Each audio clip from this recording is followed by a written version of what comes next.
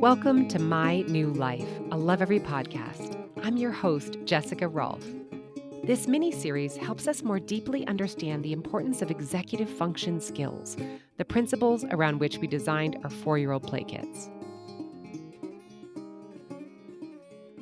Executive functioning skills are important because they help us achieve our goals. Children with strong executive functioning skills have the focus, patience, flexibility, and resilience to succeed in and out of school.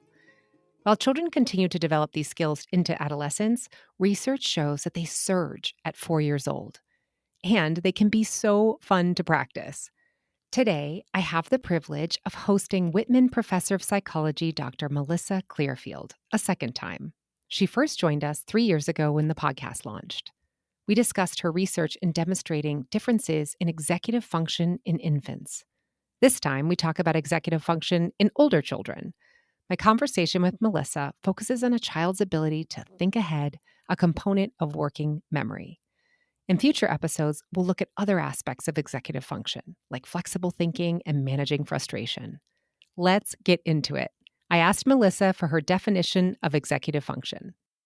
So generally, we talk about three pillars of executive function. One of them is inhibiting inadvisable actions or impulse control, something that is notoriously difficult for this age group of 4 to 5 year olds. The second pillar is enhancing working memory, and the third pillar is cognitive flexibility. I think I get it on inhibition. Can you explain an example of where a 4 or 5-year-old might be in their ability to inhibit an impulse and where we want to go with that, why this matters? So it is really difficult for 4 year olds to inhibit a dominant response. It is them thinking about what they want right in that moment and wanting it, and that feeling being so big for them. And then sometimes they need to not do what they want or not get what they want right away. And they need to kind of hold on to that want. And that is really hard for a 4 year old. Now, what about working memory? I know what memory is. Can you explain working memory? I can. So, working memory is about paying attention to the right features of your environment and then gathering information, keeping that information in mind, and processing it. But a key component of that is knowing to pay attention to the right parts. So, if you're trying to solve a problem, like you're a 4 year old who has uh, climbed up on some play structure, and you might need to have some things that you're paying attention to and keeping in mind to figure out how to get down safely. It's remembering those 3 and multiple step directions, right? So, can you please be when you're getting ready for school, can you do double brushing, brush your hair, brush your teeth, and make your bed, and then bonus for turning out the lights? Yeah, too That much. is that working memory? Is that what I'm It talking is. about? Like having her remember all those things to do? Yes, that is working memory. And how many of those steps kids can remember, it really depends on a lot of factors. It depends on their age, it depends on how long they need to remember all of those, how salient those things are. So if one of those items is like, we're going to Disney World, they might hold on to that one and let brush my teeth and take a bath drop out. And again, that interacts with that impulse control, right? When you list all the things they're going to do, they're going to focus in on the one they want most. And then, okay, cognitive flexibility. So being able to think flexibly. Play this out for me in the mind of a 4 or 5-year-old. What does this look like? So this looks like you're going along and you're doing one thing, and suddenly you need to switch to something else. One of the ways we test this as scientists is called a card sorting task. So you have cards that you give 3, 4, 5 year olds, and they've got pictures on it. And some of the pictures are red and some are blue. And sometimes you have the same shapes in both red and blue. So you've got, stars, circles, squares. And first you kind of train the child to sort based on color, and they get really good at it. They can do that, like, all right, red one's over here, blue one's over here. And then partway through you're like, okay, now we're going to sort by shape. So we're going to ignore color, and just put all the stars over here and all the squares over here. Being able to make that shift is cognitive flexibility.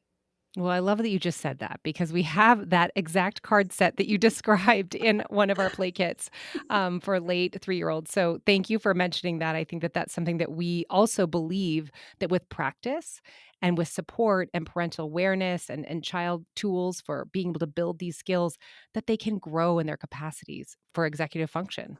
Absolutely. All it takes is practice. And infants can do cognitive flexibility tasks as well. They're just simpler. But the goal, if you really want to maximize executive function, is to keep working with your kids starting in infancy but all the way throughout. And we engage in cognitive flexibility as well as adults when we need to switch our attention between tasks. If you were talking to parents of preschoolers, like let's say, 3 to 5, what would you tell them? What do they need to know about the skill development? I'm going to add a little caveat to say that I wish that I had known all of the things that I've learned in building out our play kits for 4-year-olds. I feel like I'm playing catch up with my kids in some of these skills, focus, impulse control, attention, cognitive flexibility, all of these things. There are so many simple things that we can do to support and enhance these skills. So now I want to turn back time, pretend I have a 3 to 5-year-old in my house. What do you want to tell me? Ooh, well, while all of these things are important, what I would recommend to parents, what I do recommend is to pick a couple of these, some of the more basic foundational skills to practice with your child, and to do so in a way that is fun and that fosters warmth and connection. Because children, especially at this age and younger, they learn through connection with a person, with their caregivers, with their family. And so everything you do, even as you're working on these cognitive skills, you want to do so in the context of that warm, loving relationship. But what kinds of things do I tell parents to work on? I think selective attention is a really big deal. It's the first piece of working memory. And you know this from my last time on the podcast as well, everything stems from attention, from being able to focus on the right things and block out the distractors.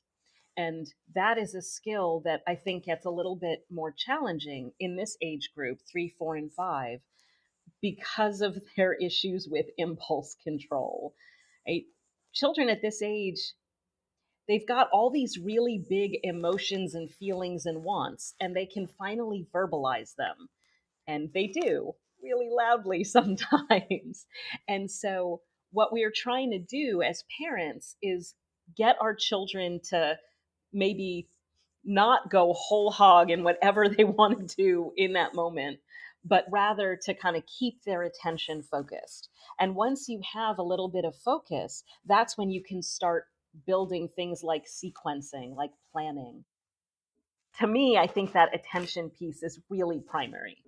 Yeah, I think so too. And I think that shared attention, just having a little bit of time every day. I remember with the rattle, you talked about 10 minutes a day of a baby and a parent playing with a rattle together or an item, any kind of item, and being in play, that shared attention actually increased the baby's ability to pay attention, even for many weeks after the study ended, and which I thought was fascinating. So I think we can make a difference to be present sometimes with our kids in these kind of shared activities.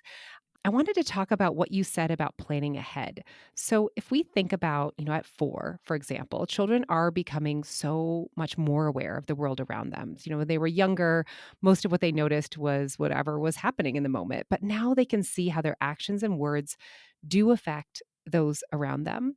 Are these skills something that just evolves naturally in the brain with a normal environment? I mean, so much of, obviously just experiencing the world helps build these skills.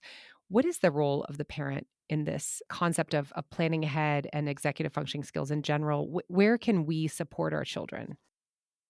I think there are a number of ways we can support our children in this. Experience is how children learn. They just need to get out there and do it. They're not like older kids. They can't be just told things and then they learn them, right? They need to get in there actively. And so as parents, we need to provide opportunities for our children to learn. Now, that doesn't mean that they need a lot of fancy stuff, but just a little bit of the right kinds of toys and playtime is important.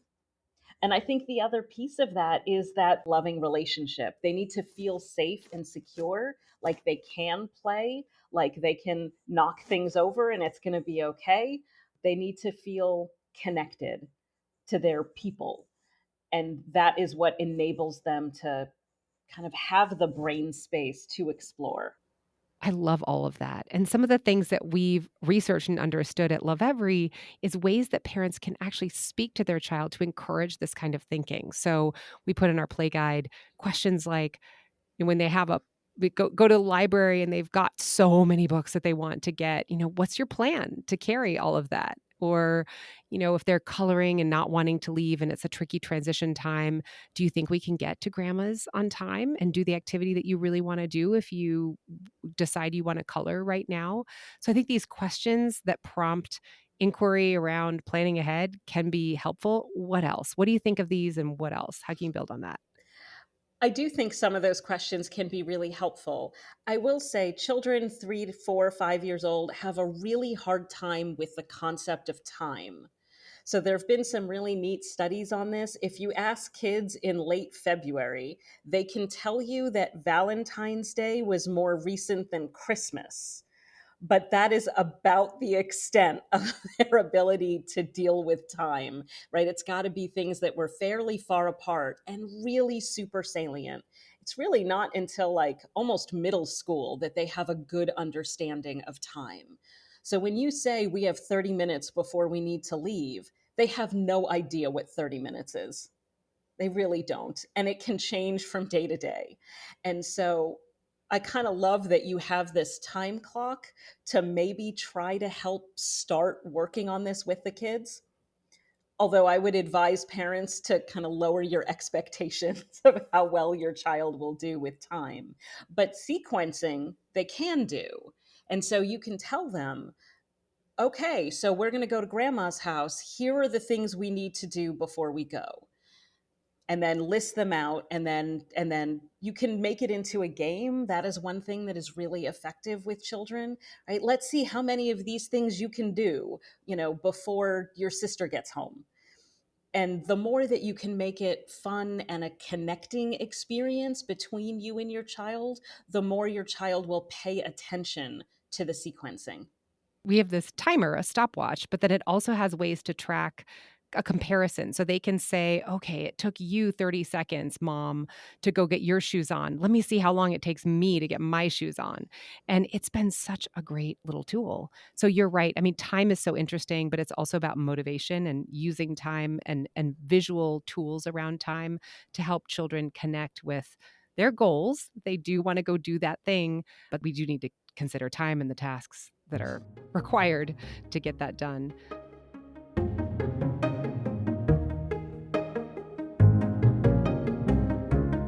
Calling all parents of 4-year-olds and future 4-year-olds.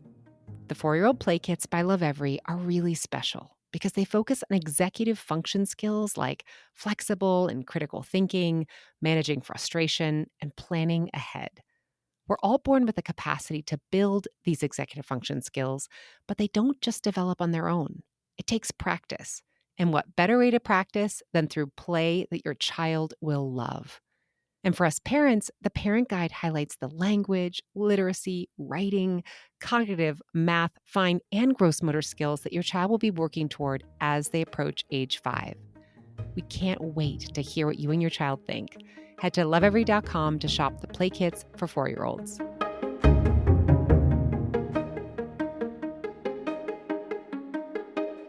And then let's talk about working memory. So, we talked a little bit about working memory in the beginning of this episode, but how does it help a preschooler plan ahead? Or what more can we know about working memory when we think about preschoolers? So, like I said early on, working memory is about paying attention to the right features and then gathering information and keeping it in your mind as you are working with it. So, this can help preschoolers figure out how to solve the problem. So you mentioned the example of we're at the library and kiddo wants a whole lot of books. How are we going to get them out and home?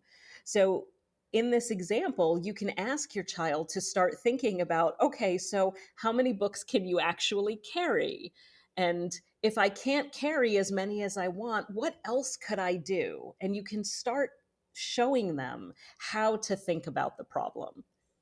But all of that requires working memory. You're having them pay attention to things like the weight of the books and, I don't know, how much they can carry. And are there any devices like wagons around that they might use?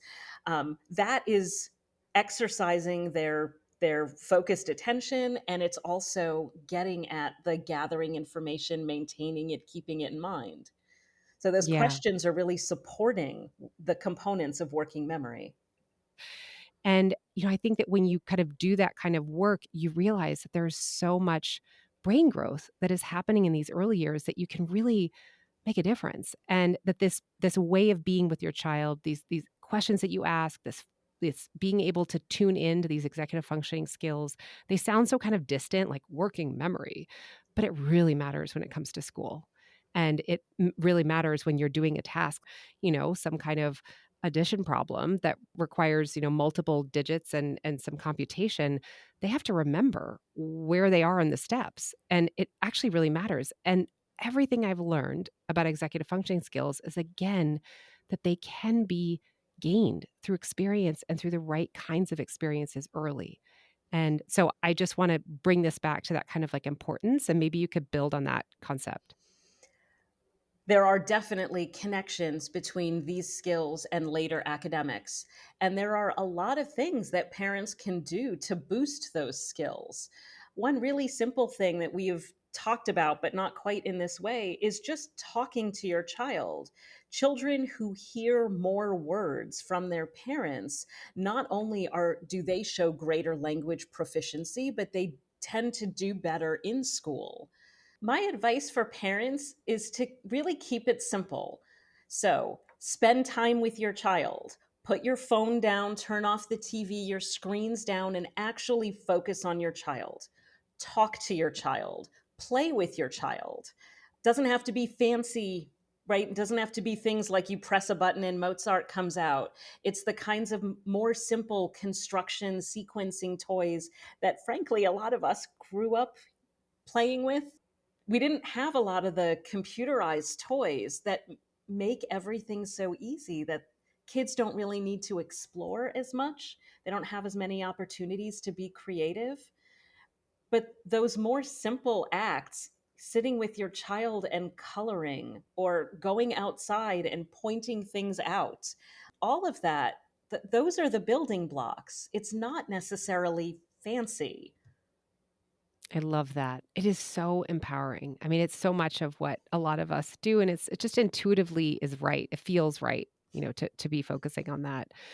So, what have you noticed about interventions that can make a difference? If a child is lagging in skills or there's some concern, for them to enter kindergarten feeling prepared, what interventions have been happening in the academic world that you think parents would like to know about?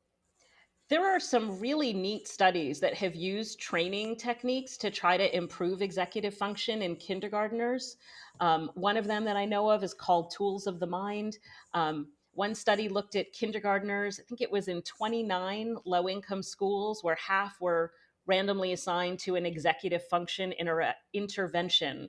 And it involved things like stating and implementing clear rules, rewarding positive behaviors, redirecting negative behaviors in more positive directions. All of those things were supposed to help keep kids focused on the task at hand. And it worked. Those kids were better at paying attention, even in the face of distraction. They were better at keeping information in working memory, better at problem solving. Even 3 years later, those kids were doing better at math and reading.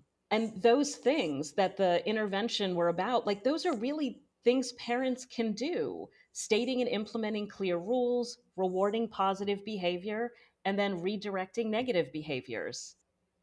Yes, it does seem intuitive. I think the tricky part is sometimes in the implementation, like how much do we, want to really use intrinsic rewards versus extrinsic rewards. We want to use like M&Ms or sticker charts versus you did it. Wow. If I were you, I would feel so proud. Just that kind of internal pride of accomplishing something and helping them to see it. There's a lot of layers to rewards. We talk a lot about Montessori at Lovevery. How does the Montessori approach support this concept of, thinking ahead? I actually love this question. I spent some time reading Montessori in the last year or so. I think her work is so interesting. So, Montessori was all about following the interest and passions of the individual. And I think one of the biggest challenges for 4 and 5 year olds is staying focused and impulse control, right? They want what they want. And what I love about the Montessori approach is it enables you to focus on what the child wants to learn about, what is interesting to the child. And that should reduce the challenges of impulse control and kind of free up the brain space to learn what they want to learn. So if they're outside and they're playing in the dirt and they seem to really be interested in the plants, you can teach them quite a lot about how plants grow and what it takes. But you can't do that with a child, or you should not do that with a child who just doesn't care at all, who's much more into, I don't know, art or cars. Like you got to follow where they are. You got to meet them where they are.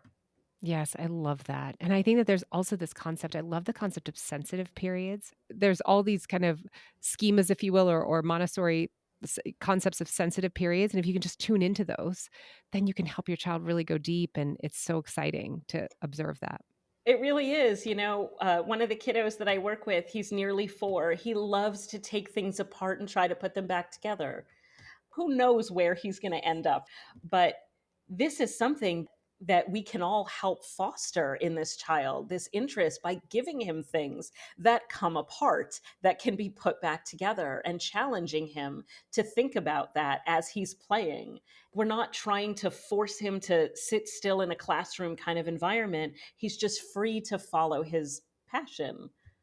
That is such helpful advice. Dr. Clearfield, it's been so wonderful being with you again today. It's been my pleasure. Here are my takeaways from the conversation. Takeaway number 1: the 3 pillars of executive function are impulse control, working memory, and cognitive flexibility. The Lovevery Reach for the Stars matching cards, where you sort by shape and then code switch to sort the same cards by color, are a great way to practice cognitive flexibility. Takeaway number 2: executive function stems from attention, being able to focus on the right things and block out distractors. This is challenging at ages 3, 4, and 5 because of a child still developing impulse control. Working on that selective, sustained focus is primary at this stage and is best achieved through play with an adult. Takeaway number 3: the concept of time is still very vague before the age of 5. We're leaving in 15 minutes has little meaning. Sequencing, however, is something that they can do. We have 3 things to do. Can we get them all done before your sister gets home? The Lovevery Countdown timer helps reinforce this skill visually. You've been listening to My New Life. If you think this episode might be helpful to a fellow parent, please share. If you'd like to learn more about the topics discussed on the show, head over to lovevery.com. That's LOVEVERY.com. Be sure to sign up for our weekly child development emails. I'm Jessica Rolph. Thanks for listening.